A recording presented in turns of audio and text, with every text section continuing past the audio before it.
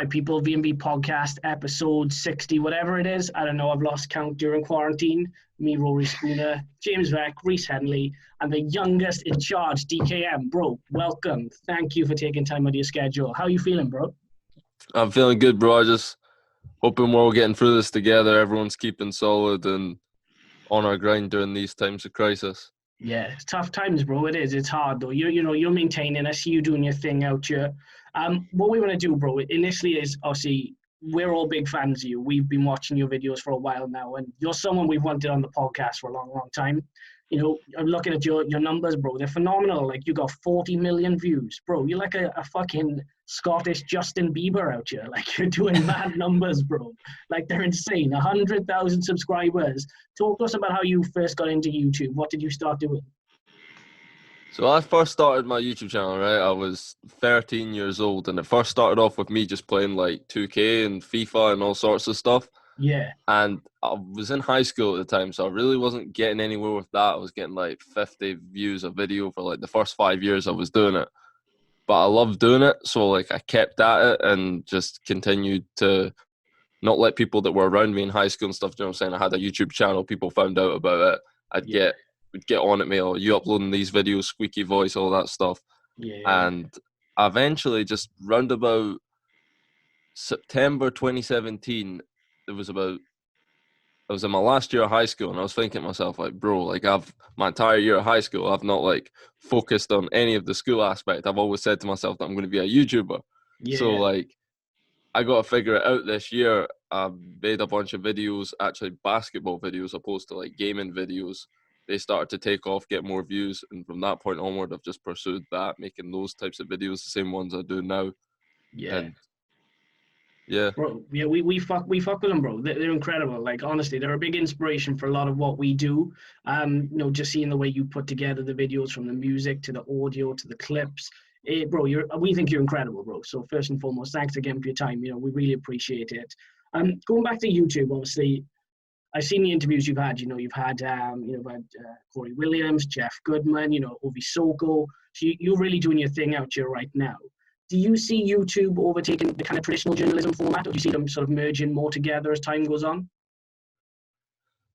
That's a really interesting question. I feel like for the next wave of like sports media specifically, which is what I'm in, I'm thinking nowadays it's like you don't need to be on a Sky Sports and ESPN to have a platform and a voice, because people like myself and other creators over here on YouTube, you can create a platform for yourself, so you don't need the exposure of like a mainstream media outlet. So when I'm thinking about the next wave of like journalists and stuff, are they going to be more YouTubers and content creators online, or are they going to be the people that are at university right now, do you know what I'm saying, studying to get like a job with these? So it's a really interesting question. I could see it merging together in the foreseeable future, but long term, I think, just like anything, just like in the music industry, artists become less and less dependent on labels. I think the same thing's going to happen in sports media, where you become less dependent on these media outlets for a platform, and you get people creating a platform for themselves. Yeah, that's interesting, bro, because I don't know how much you follow, a lot of football fan channels, but just to give you a quick example of what we're referring to, have you ever heard of the United Stand, the Manchester United fan channel? I've heard of Arsenal Fan TV. Well, the United, is that the same sort of thing? Yeah, similar sort of thing, bro. Yeah, very similar sort of thing. So basically, the United Stand, I believe they're like a limited company set up by one individual, and they employ multiple people. And I think it was a press conference, lads. I don't know if you maybe saw it. I think, Becky, I might have mentioned it to you a while back, where there was a member of the United Stand actually asking Ole Gunnar Solskjaer questions in a press conference as a representative of the United Stand. So you had all these traditional news outlets, the Daily Mail, the Sun, the Mirror, and then someone from the United Stand. And it caused a bit of beef between YouTube and journalists, because the journalists were very uncomfortable saying, oh, you're only a YouTuber, you're not a real journalist. But then obviously the guy from the United Stand was like, well, I can ask unfiltered questions. My boss is fine with me asking whatever I want to ask, but you can't do it. And I think that unfiltered content on YouTube, to me, is the way forward. DKM, what do you think, bro?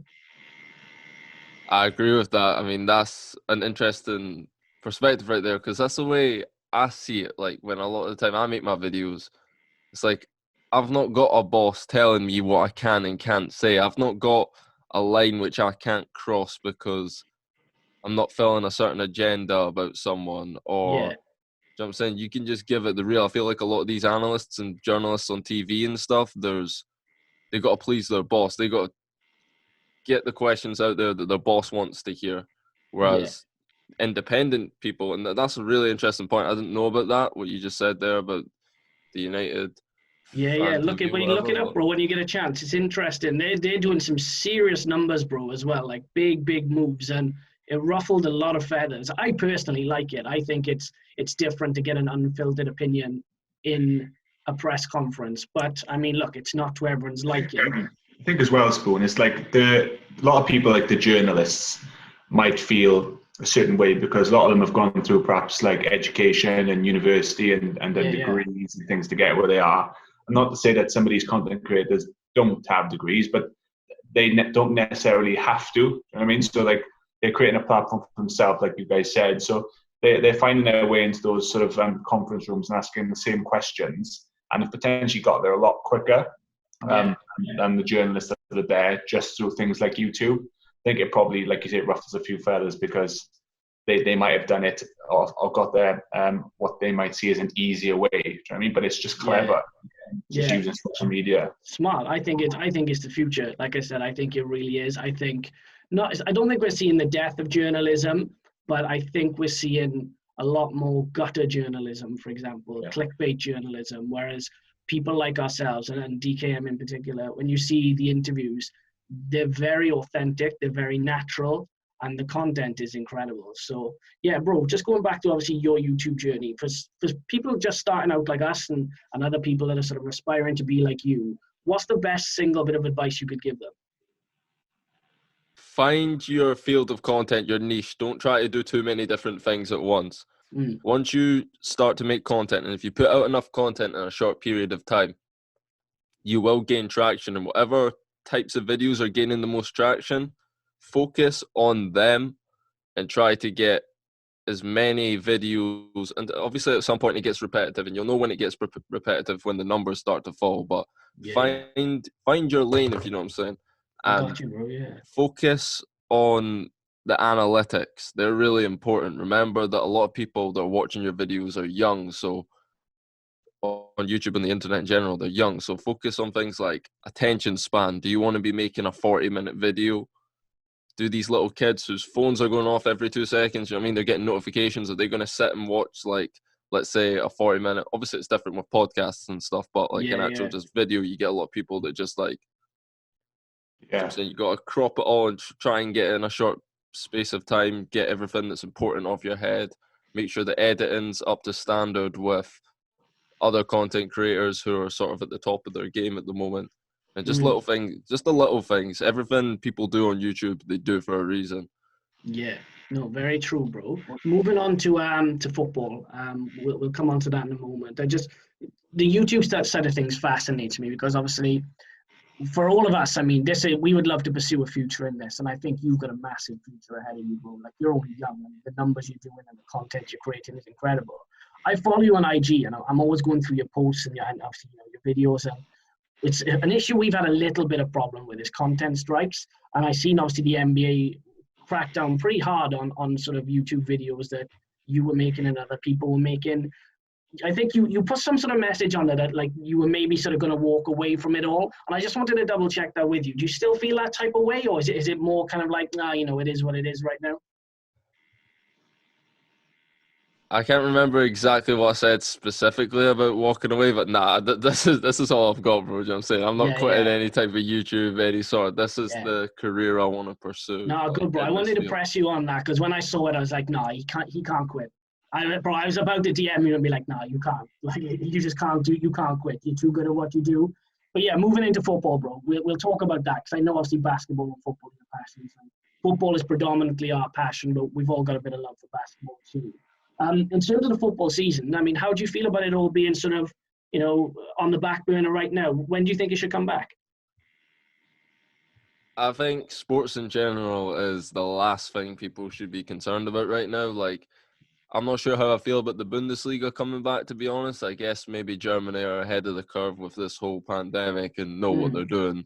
So I just feel like this season's a write-off. Do you know what I'm saying? Like, if this season gets completed, it's a miracle. Over here in my country, the way the SPFL have handled it, it's embarrassing. Like, I mean, it's tough, obviously, because we love football. We want to see it on the weekend, but you got to prioritize what's most important, and that's the people and the well-being of the people and all these things, the economy. You know what I'm saying? Like, football, I think, should be the last thing on a lot of people's minds right now. I think the thing we've been missing the most is a kind of uniformity. The Bundesliga's coming back. The Dutch league's been scrapped. The Premier League don't know what they're doing yet. I mean, I think if I'm right, some leagues in Scotland have been cancelled altogether, and potentially others are being settled on sporting merit. I think the problem for a lot of football fans out there, sport fans in general, is that it's kind of a comparison to say, I want Premier League back because the Bundesliga is coming back. Whereas FIFA as a whole was to say, normal football, health comes first, then everyone knows where they stand. Everyone's kind of sitting in their homes just wondering, could it be next month? Am I going to have football back next month? The Germans do already. So I think that's what the problem is at the moment. Bro, the Germans are so ahead of the curve. Like, I don't know how they're so good, but I can only assume it comes from the top down, from a very organised government, which then filters into a very organised league, and we'll see how it goes. Yeah, it's going to be interesting. I'm with DKM. Look, I mean, we had this discussion, DKM, on one of our podcasts the other day, where we all asked you, when do you think it will come back? It's looking like it's going to be predominantly June time. As to how that works, I don't know. I personally think September would be a good time. But going back to it, lads, I mean, the Premier League announced, I think it was today, that they're all kind of, unified in their approach to end the season. You happy with that? Yeah, kind of. But like with what you said, like with Germany being like so far ahead of us, so to speak, and they've eased their lockdown sort of restrictions, and I've already seen, there's been a reported spike in their cases already. So for someone like Germany that seems to be a bit ahead of us, the thought of us maybe getting the league back when we're quite far behind them in terms of our stance on it. I keep reading things about football coming back, or they're meeting on this date in May, then they're meeting on this date in June, and then clubs are saying that they want it to finish. I just think it's going to keep getting knocked back until there comes to a point where it's just not possible to finish the league, and we're going to have to start looking at putting things in place to just start next year, just start fresh. I mean, it's true. The perspective that can't be ignored is the perspective of the footballers. I mean, they are the most crucial aspect of getting football back on. Forget TV rights, forget safety. If the footballers down tools and they won't play, then it doesn't matter if all the conditions are right or wrong. We've seen Sergio Aguero say that he wouldn't be comfortable going back. Just in the last couple of days, I've seen Dave Edwards and also Tyrone Mings being outspoken on Twitter about it. They don't want to come back. They're not comfortable in coming back. I know that personally, if my employer said, come back to work, I wouldn't feel safe in going back to work. Yeah. So how can we expect these professional athletes, to go back to work? And also, if they need to be in the peak of physical condition to be able to earn a living, then how can they risk that by going back into an environment where they could potentially catch a life-threatening illness? It ignores all protocols, really, doesn't it, regarding social distancing and various other things. But interesting opinions, lads. DKM, going back to the transfer market, do you think that we'll be operating in a reduced transfer market, or do you think a lot of clubs, the bigger clubs, will still throw around the same kind of money? Well, I think a lot of teams will have taken a huge financial loss due to, what's been going on. Yeah. I don't know how that will affect the bigger clubs who have a lot of money coming in regardless, but I mean, when's the transfer market going to take place? Because a lot of leagues seem adamant on completing the season. And I'm just like, well, if the new season's starting in October, how are you going to manage to fit in the preseason, the transfer market? Yeah. I mean, the same goes for the NBA as well. It's just all leagues across the world. We were just saying that now, bro. With the NBA, what is the situation with the NBA? Is it just on hold for the time being? Yeah, it's just on hold for now, but they're looking. I mean, they've just recently reopened gyms and stuff, so players are allowed to shoot in open gyms by themselves. Yeah. That doesn't sound like a whole lot of progress to me. Yeah. I'm saying you got to clean the ball if someone else touches it and stuff. So if we're at that point in May, I can't imagine that season's going to get completed. And with the transfer market, back to what you were saying, you got to fly from different countries to sign contracts. Let's say someone from, let's just use a random hypothetical example, because you mentioned him earlier, Aguero, right? This isn't going to happen. If Aguero wants to sign for Barcelona or Real Madrid, he's got to then fly to Spain. So how's that going to work out? You know what I'm saying? You got to fly from country to country. We don't know what the travel restrictions are going to be like. So I don't know about the transfer market, to be honest. But yeah, it's good. It's going to be an interesting window. Like you said, I think some of the big hitters, they're still going to have a lot of financial clout. But some of the smaller clubs, they might be easy pickings. Lads, what's your take on, obviously, what you think is going to happen in the market? I think the one big thing to consider, I mean, there's obviously the point of clubs wanting to bring in fresh talent. You look at a club like Man City wanting to catch up to Liverpool wanting to stay at the top, as well as all the other clubs competing for all the other different things like avoiding relegation, breaking into Europe, that kind of thing. They obviously will want to do business, but I think the main thing is the players that are going to be out of contract. Will clubs really want to renew those players' contracts? With the possibility of no football for an unforeseen amount of time, maybe could be up to 12, 18 months if the footballers really dig their heels and don't feel safe to play. So there could be a whole lot of players as free agents or coming on to pay as you play deals. I think the transfer window is going to have to be open on an emergency basis. Because there will be that many players leaving their clubs, or clubs being unable or unwilling to pay their players, and players terminating their contracts and so on. So it's a very uncertain time. What do you think, James? Yeah, so for a lot of the clubs further down the football pyramid, I would say pretty much from championship clubs downwards and that sort of level, maybe even some of the not so sort of affluent Premier League clubs, they're going to be looking at the most important thing of just survival, just making sure that they just manage to maintain enough staff, do you know what I mean? And as many players as they can before looking at a transfer window. Clubs like United, I know Gary Neville said that United would be in a very strong financial position come when the possible transfer window opens. And obviously clubs like City, Chelsea, Liverpool, you'd expect them to be the same. But in terms of a transfer window itself, I don't think that there's many people talking too much about that at the moment, because they're just trying to find out when we can possibly finish the season. If we are to have a transfer window, like you said, do think it would be an emergency one, probably a much shorter one. How deals, would it just be transfers internally, where players from Premier League, players from one club can move to other Premier League clubs, and maybe players from La Liga can only move to other La Liga clubs? Is there ways you can do transfers where you don't have to go there? Can you have your medicals done, any sort of different format? You just don't know. But there will most likely have to be a transfer window, whether that would be a month. I mean, I couldn't see it being a month, maybe a short period, like a week or maybe a fortnight. Really interesting. Well, going back to what I was saying about the transfer market, lads, obviously, I'm going to get some opinions off yourself now. Because a few of these players I'm going to throw out are hypothetical scenarios. One in particular, I don't think would move this summer. But the others, they've got the potential to move, even if it's in a 1 week period. So I'll start with DKM. So DKM, bro, I picked a couple of players, and I wanted you to give us your opinion on who you think their next club should be. So the first player I'll start with is Kylian Mbappe. If he was to leave PSG, where would you like him to go? Football-wise, if we're just talking about what football fit I'd really like to see him at, there's a lot of rumblings talking about Liverpool and stuff, but I think what's more likely is if he's leaving PSG, it's going to be for Real Madrid. But I'm thinking Mbappe and Klopp's system. Do you know what I'm saying? Maybe if one of Salah or Mane move on and you want to bring in a young winger to play the high press and the way Liverpool play, I think Mbappe and then Timo Werner or something. Do you know what I'm saying? Two young players. I think Mbappe at Liverpool would be real nice to see. Yeah, it would be interesting. It would definitely kill a lot of United fans if Mbappe went to Liverpool. But what do you think, lads? Do you think Real Madrid, Liverpool, Barca is maybe a Messi replacement?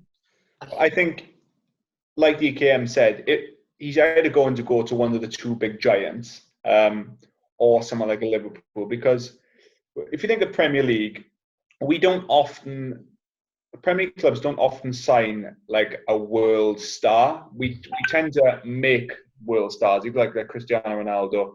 Like he became a world star in the Premier League, and then he went to Madrid. Like, you know, United all those years ago nearly signed Ronaldinho, but we don't tend to buy in much of the, you know, like the up and coming like Ballon d'Or winners or potential Ballon d'Or winners. They usually go to a PSG, a Madrid, or a Barcelona. So the only club I could see him going is a Liverpool. And like DKM said, they would need a Salah or a Mane to go, because they are going to have to transition at some point. So yeah, it would be. I think he would absolutely smash it in a side with Klopp. But other than that, yeah, it'd be one of the two La Liga giants. Okay, yeah. What do you think, Reece? Well, personally, I can't really tell you why, but I do foresee Liverpool standing still in the transfer window and either being caught up or overtaken on that front. I don't think they'll do too much big business.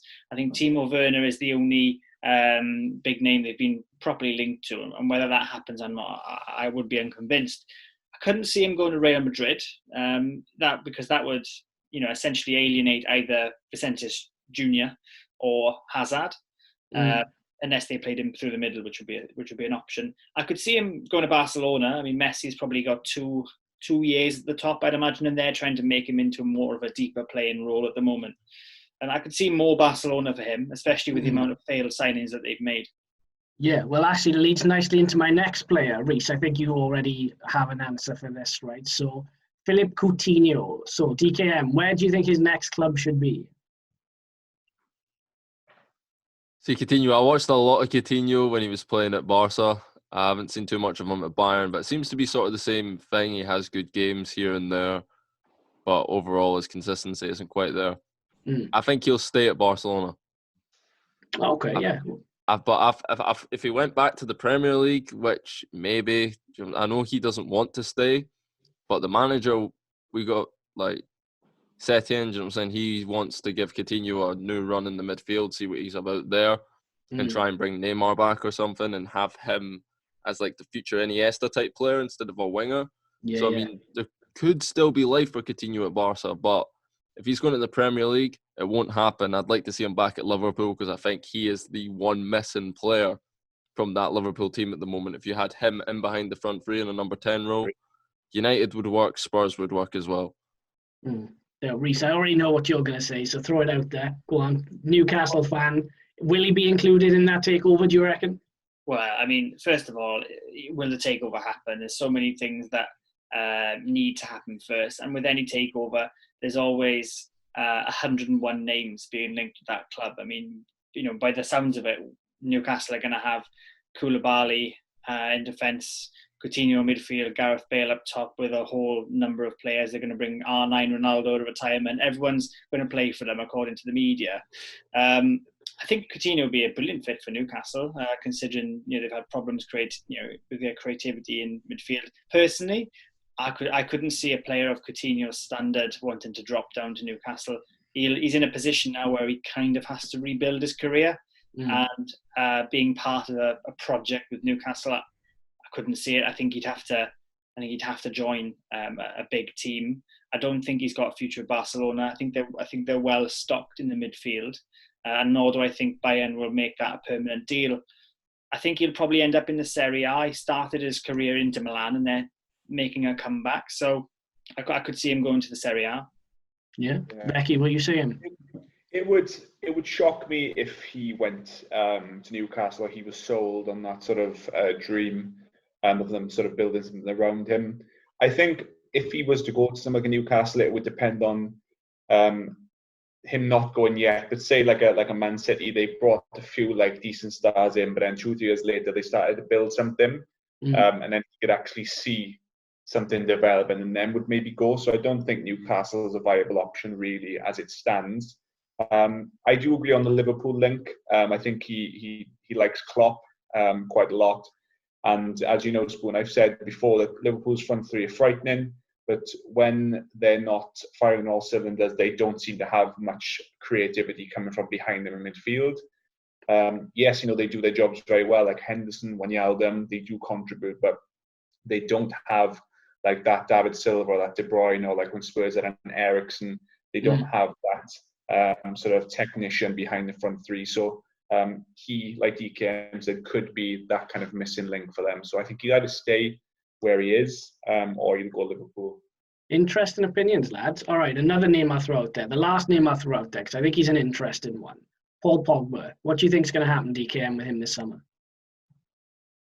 With that guy, you never know. I see him linked to Real Madrid, Juventus.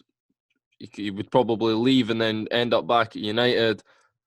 I mean, this guy, you never know with this guy. I think he'll stay at United, but if he was to leave United, it's for either Juve, where he'd return, or Real Madrid, because Zidane's huge on him. Zidane, I saw an article from one of the major Spanish media outlets that Zidane was considering walking away from the job because he was so frustrated with Florentino Perez, who, over the years, he's been obsessed with trying to find the next Ronaldinho. He got Robinho, it didn't quite work out. He missed out on Neymar. So now he's just buying every single Brazilian prospect you can think of, from Vinicius Jr., Rodrigo, the new guy they got, Reinier Jesus. Yeah. So it's like Zidane wants Pogba, but you've got him, you know what I'm saying, buying all these Brazilian guys. So I don't know if that will happen. Pogba going to Real Madrid, I think they want him the most, or Zidane wants him the most anyway. But I could see him probably staying at United, at least for the next season. Yeah, interesting. But what do you think, lads? I think with Pogba, I think he presents too much of a gamble for any club. If we imagine that I'm a club president and I want to go out and buy Paul Pogba, then the first, I think, number that probably someone would throw at you is around £80 million, which is around what Manchester United paid for him. I think that's realistically what he's going to cost you, considered how good he has been in the past and how good he was and still is for France. But he's been supposedly injured for most of the season, hasn't played a lot of games for Manchester United in the last 2 years, and even less so games in which he's been impressive in any way. So I think an £80 million price tag, until he can prove that he's worth that again, I think would be too much. But I do agree with DKM. I think if there was one club that would look to bring him in, it would be Real Madrid. I mean, Modric and Kroos, as good as they've been, they're not anywhere near where they were. And I think Modric was looking at leaving last year, probably will be moved on this year. And I think Pogba will be an ideal replacement.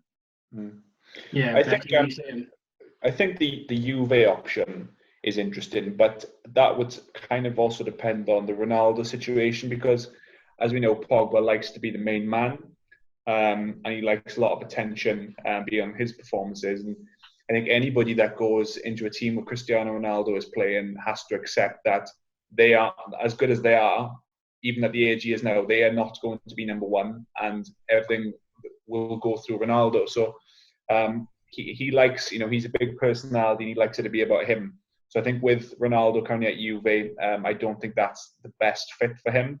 And obviously Real Madrid would be the only other option. My feeling now is different to what it would have been maybe 3 to 6 months ago on Pogba, because obviously United in the last sort of couple of months of the season sort of went on an upturn in their form. Obviously with the arrival of Bruno Fernandes, they've looked a much better side. He went on that unbeaten run, obviously not conceding hardly any goals. And Solskjaer's come out and kind of said, how he thinks that Fernandes and Pogba on the same side can obviously work wonders, and and perhaps he's trying to sort of sell him on that. And if United had been as stale all the way through the season and up to recent times that they've been earlier on in the season, then there'd be much more sort of reason for Pogba to get an out.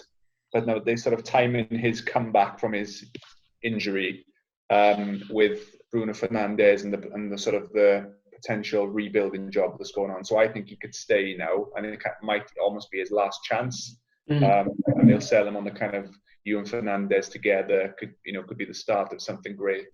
Yeah, interesting opinions, lads. Going back to the whole concept of the transfer market, the likelihood is obviously we'll operate in a reduced transfer market. I wanted to ask DKM because, again, watching DKM's videos, DKM, you talk a lot about the NBA draft. Do you think an NBA draft or something like that could ever work in football? If they made a European Super League, then yeah. And I think long term, that's where the sport is going. Because if you look across the major leagues, right, over the past 10 years, got the Bundesliga, Bayern have probably won that 8 out of the last 10 years. Juve have won however many Serie A's on the bounce, 9. PSG are walking the French league almost every year. And even in La Liga, 8 of the last 11 La Liga titles have been won by Barcelona. And then you've got the Premier League. It's usually only 2 teams at a time. So there's like Man City and Liverpool at the moment. Before it was United and Chelsea. So it's like, under the current format, no, but I think these leagues, the more money these major clubs get, the domestic leagues are going to get more and more repetitive. You're going to see the same teams winning the competition pretty much every year. And at some point, I think it's inevitable that there's a European Super League. And if they incorporate that into football, which will obviously be a massive change, then you could have something like the NBA draft. So it's like you've got the European Super League. But as for right now, I think your question was more so because of the current state of the transfer market, if that's plausible. I don't see how it would work if you were to just implement a draft right now. Maybe for out-of-contract players, but it's just such a massive change. I don't think it's really realistic at this point. Yeah, no, I agree. With the sort of, talk of a European Super League, that would involve, as you say, a lot of different leagues merging together. Now, being that you are a young man from Scotland, I wanted your opinion on Glasgow Rangers and Celtic. Do you think they'd ever join the Premier League and maybe sort of start that transition away? I think what they should do is they should have a league like the British Basketball League and just have a British league. Because you've already got Cardiff and Swansea, who are like the major players from Wales. I mean, Scottish football, as entertaining as it is, to me, I think it's absolutely hilarious. The patter in the Scottish League is unmatched. The fans, you know what I'm saying? The shithousery with the Old Firm. I think the Old Firm's the best derby in the world. I think it's the biggest rivalry in British football. Them two in the Premier League, I don't think it will ever happen because Scottish football is dependent on them. But if they were to merge like a British football league, and I mean, Scotland seems like it's headed in a more independent route, you know what I'm saying, the last 10 years or so, that's not.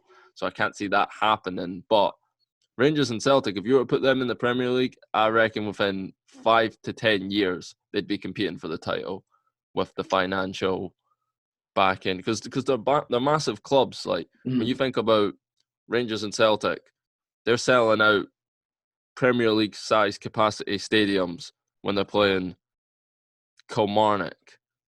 Imagine if they're playing Man United. Very true, bro. It's very, very true. Becky and Reese, what's your opinion on that? They are huge clubs. I listened to a podcast, Jamie Carragher's podcast, called The Greatest Game, and he had Gerrard on there around Christmas time, I think, or January. And Gerrard was saying that they were making comparisons to like his time at Liverpool, and he was saying it's so similar in terms of the atmosphere and how big the club is, and on match days he couldn't believe how much of a following that they actually have. And he said himself that if like DKM said, if they were to find a way into the Premier League and have the funding that the top, the clubs have in the Premier League, he said within 10 years there will be clubs in the top 6 now in fear that their European places would be taken by Celtic and Rangers, because the support and the fan base is already there. And if they're selling out every week against, like I said, sides like Kilmarnock, when you're playing anybody in the top 6, it's going to be huge for them. So could I see it? I don't really know how it would work, and there's been whispers of it in the past, and they've been squashed quite quickly. But yeah, if they were to get into the Premier League within a few years and they get some money pumped in, that they could do big things. I do believe that. I think it's possible. I think from a purely logistical standpoint, I think it would be possible to do fairly quickly. I mean, we already have, the Northwest west version of the Conference North. So if we were to incorporate another 80, 90 teams from Scotland and perhaps another 50, 60 teams from Wales and bring them all to one big British league, maybe Northern Ireland would be an issue just because of transport, which would likely be a problem with the European Super League as well. But if we were to have these subdivisions, then yeah, I guess it could be merged.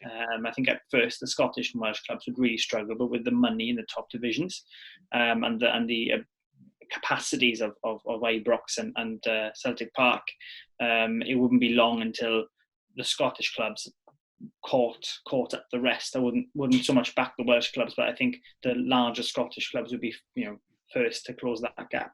Yeah, we may have just stumbled upon a $1 million idea, lads. There we go. We'll bear that in mind for future reference. Just obviously to throw in a sprinkle of basketball to DKM, because I know that's your forte, bro, and we love your basketball videos. One of the reasons I actually found your videos initially, and it was quite strange, I was watching All in the Family on Facebook, and I thought, who are these three brothers from Chino Hills? So I went on YouTube, and I was kind of just skimming through videos looking, and I came across yours. And for some reason, I don't know why, I just kept going back to your videos every single time. I was bypassing your kind of traditional journalism, and I kept going back to yours. So going back to obviously LaMelo and the NBA draft, where do you think he's going to go, bro? LaMelo, I think he should be the number one pick. I think he's the best player in the draft on the fact that he's got the most hype. He's the most talked about. He's the youngest. He's proved himself against the highest level of competition. And he's got the highest ceiling as a 6'7" point guard. So LaMelo, I think he should be the number one pick in the draft, but a lot will depend on the draft order, which teams are picking where. I can't see someone like the Golden State Warriors taking him because they've already got Steph Curry and Klay Thompson as their guards. Saying, do you want to bring in someone like LaMelo, or do you want to address another position? So I think he'll go top 3, 100%. He's going top 3. But I think, should he be the number one pick? Yes, I think he should be. Cool. Now, I don't know, bro, you've probably seen it, bro. The Last Dance on Netflix it's such an incredible watch. We were on about it earlier just before you came in, and we was kind of sort of considering hypothetical scenarios where it's such a vintage throwback, and there's so many great memories and sort of behind the scenes interviews and really candid moments that sort of, even if you're not a basketball fan, you just sit there and you think, wow, that's incredible. If you could do that with a football team, be it past or present, who would you sort of make a documentary about? Who do you think would be a good watch? Oh, that's a really good question. I think something to do with Messi and Ronaldo. Okay. I feel like they're, and I can maybe come up with a different team in a minute, which maybe have like a more as a team. But I just think if you made like a documentary series, and I'm sure there's enough footage out there focusing on just the rivalry with Messi and Ronaldo and how it's a conversation you don't even discuss at this point on record, because if you lean one way or the other, you're going to get crucified. Do you know what I'm saying? True, it's like true, bro. You keep your opinions to yourself, do you know what I'm saying? And I think that would be, if you had like Ronaldo sit down and you asked him like a lot of questions, like, and he was honest about it 20 years from now, like, how did you feel when Messi did this? I feel like Ronaldo would like he'd give an honest answer, and he was like, yeah, I was jealous, you know what I'm saying, when Messi was winning Champions League after Champions League under Guardiola, and it strived me a few years later to do the same. And then you ask Messi, because Messi started opening up about things like that recently, like, yeah, I did have a rivalry with Ronaldo. It was something I took personally, when in the past he was all about the team and stuff. So I think something related to them too could do the numbers that something like The Last Dance are doing. But maybe one of the old United teams under Ferguson, 1999, something like that, around the same time period. Yeah, interesting. Me and Becky were discussing it earlier, and I said, obviously, I would pick Guardiola's Barcelona team with obviously subtitles, a bit like Narcos, so I could learn Spanish at the same time as well. So that's why I would pick them. I think they'd be a great watch. Obviously, there's the Man City one right now, which is kind of, it's not too bad. I mean, it's a little fluffy in parts, but it's not as well put together as probably The Last Dance. Reece and Becky, though, any particular teams you think you'd like to see in that type of format? I said, didn't I, that what I liked about The Last Dance was how the Chicago Bulls, obviously, they weren't, very popular at all. They weren't really doing anything, winning anything before the sort of arrival of Michael Jordan. And the most likely sort of comparison I think that we would have, in some ways, it's like the Leicester City situation. Yep. Obviously, before they won the title, and obviously had Nigel Pearson the year before, they were pretty much fighting relegation. They just escaped relegation. And what they did the season after that, we'd all agree was remarkable and something that will probably never be produced again. So I think that would be a really good example of sort of if they would do a documentary of the season or two leading up to that, and obviously Ranieri coming in and just sort of documenting that whole kind of that season, then I think would do really well. Yeah, what do you saying, Reece? What do you think? I think a really good few years to make a documentary on might be the 98 World Cup final and onwards for Brazil. Okay. The mysterious World Cup final where they threw it away when R9 Ronaldo just didn't turn up in the final, and the 4 years that led up to that team that won the 2002 World Cup. That's arguably one of the greatest teams of all time, that Brazil side. But overcoming the failure in 98 and leading up to that 2002 World Cup, I think that would be a good program. Yeah. Interesting opinions, lads. Yeah, there's some good ones in there. Going back to LaMelo DKM, obviously you talked a lot about the Puma deal, the 100 million man. I read an article, and again, I don't think anything's been finalized, but I might have to go away and do a bit of research on it. But that Raheem Sterling was being offered a similar kind of deal. Do you think that would be a good look for Puma if they had the two of them on board? I think Puma are trying to make themselves re-establish themselves as like a major player in like the sports market. Yeah. And with Raheem Sterling, he's one of the most like high-profile players in English football right now. He's English. I'd say he's probably the star of the national team. I know Harry Kane's the captain and all, but Sterling's the one with the flair, the flash. He's the one that's going to take on 2-3 players, and that's what a lot of fans like to see. He's a winger. And when you compare his Instagram followers to LaMelo, Sterling's got like 6.2 million. LaMelo's got 5 million. That'll probably go up when he gets drafted because if, let's say, he goes to the New York Knicks, all your New York Knicks fans are going to start following him. So I think they're at like a similar level in terms of global popularity, Sterling and LaMelo. Maybe Sterling a bit more just because he's played at a higher level. But yeah, I think 100 million for the two of them could completely flip Puma's fortunes. You know what I'm saying? You got two players that people really like. You want to wear the shoes of the people you like. Yeah, I think they could definitely assert themselves as the dominant brand moving forward in sports. I think obviously Jay-Z is creative director. I think that's his title. And you look at someone like Nipsey Hussle, he had his whole Puma collaboration as well.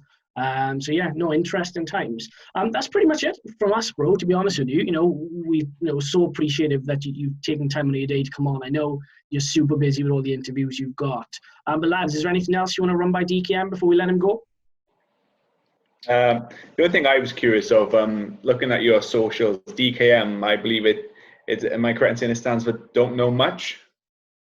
All right. See, my name's that's what I flipped it to. It used to be like my Xbox gamer tag, but I keep that to myself because we go by Don't Know Much now because because I was curious as to where the sort of name came from. Riso, you got anything else you want to add? No, I'm okay for that. Really, I mean, it was really good listening to the take on football from an NBA perspective. You don't really get to think about much about the possibility of a draft in football. So interesting to hear that you don't think that'll work. Okay, cool. Okay, well, we'll let DKM go, bro. We'll hopefully do it again at some point, and maybe one day we can do it in the flesh as well. Add us up, obviously, everybody that's watching on the socials. Don't forget to add DKM as well on IG and Twitter. Everything will be in the description. Follow us in the basketball page. It's sick. Follow the football page. It's sick. Follow us. We're all fucking good at what we do. But anyway, we leave it there, DKM. We appreciate you, bro. Thank you for your time. We'll sign out. VMV Podcast. Till next time, people. Take care. Ciao.